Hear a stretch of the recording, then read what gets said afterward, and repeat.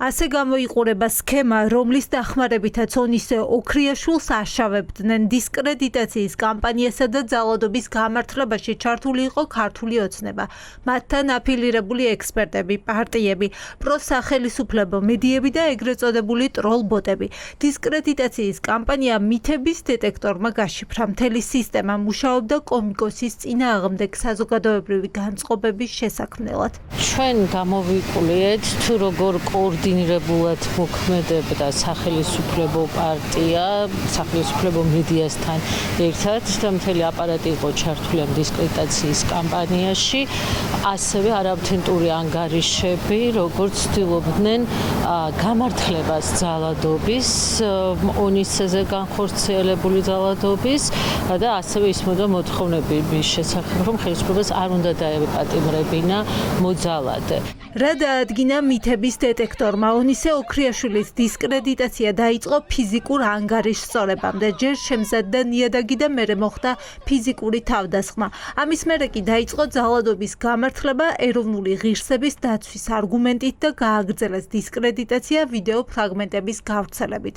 იყენებდნენ ყალბ ანგარიშებს და ეგრეთ წოდებულ ტროლ ქეთევან მიქიაშვილს სახელისუფლებო მედია როგორც რეალურ ადამიანს ისე ციტირებდა. პრინციპში ერთ-ერთი ტენდენცია, რაც ბოლო პერიოდში ჩვენს თავს არის ის, რომ ხშირად სახელისუფლებო მედია ტროლს ქეთევან მიქიაშვილს ციტირებს როგორც რეალურ წყაროს. თუ ადრე ტროლები კოორდინირებულად ავრცელებდნენ ერთ გზავნილს, ეხლა უკვე სახელისუფლებო მედია არის ჩართული ამ პროცესში, რომელიც არარსებულ ადამიანს აქცევს რეალურ რესპონდენტად და ამით ცდილობს ლეგიტიმაცია მისცეს მის ნათქვამს.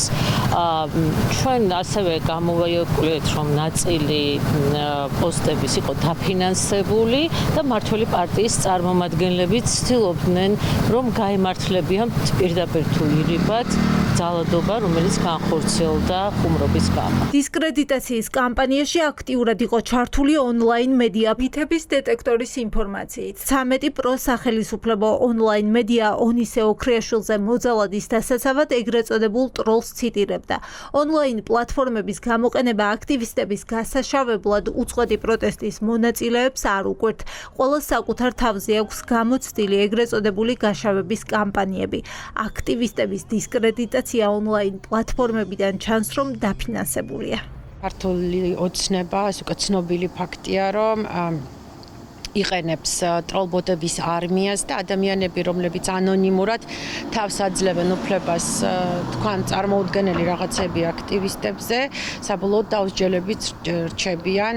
ერთის მხრივ არავინ ვიცით ვინ არიან და მეორეს მხრივ ვინც იცის ის რა თქმა უნდა არასოდეს გამოიყენებს რაღაც დასჯის მეთოდებს მათ წინააღმდეგ. ქართული ოცნება ცდილობს ადამიანებს დააჯეროს, რომ საზოგადოებრივი აზრი არის განწყობილი ამ ადამიანის წინააღმდეგ და ბოლოს შეიძლება ეს ყველაფერი დასრულდეს დაპირისპირებებით თქვენ ქუჩაში.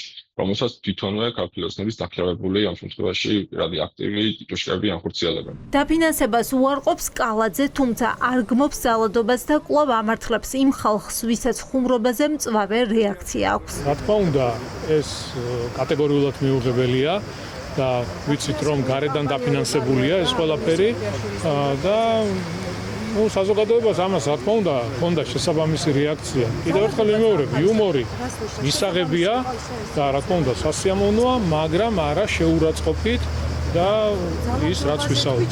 შესაბამისი რეაგირება არის, როდესაც ადამიანს ქუჩაში გახვდებიან ეს სცენა. არა, მე იმ რეაგირებაზე გეუბნებით, რასაც თქვენ ახლა ფაქტების სახით მოყავდათ, რომ თითქოს ეს დაფინანსებული რა არის დაფინანსებული, რომ საზოგადოებას, როდესაც ჩვენ კულტურას, ჩვენ სარწმუნოებას აყენებს შეურაცხყოფას, ამას პირობითად ვიძახი, ამაზე აქვს რეაქცია და ვიღაცა რაღაცას იტყვის, რაღაცას დაწერს და ვიღაცასთვის ეს მიუღებელია, ხო? ოცნებაში არც იმას გამორიცხავენ, რომ ხუმრობების გასაკონტროლებლად საშემოდგომო სესიაზე კანონ პროექტიც კი შეიმუშაონ.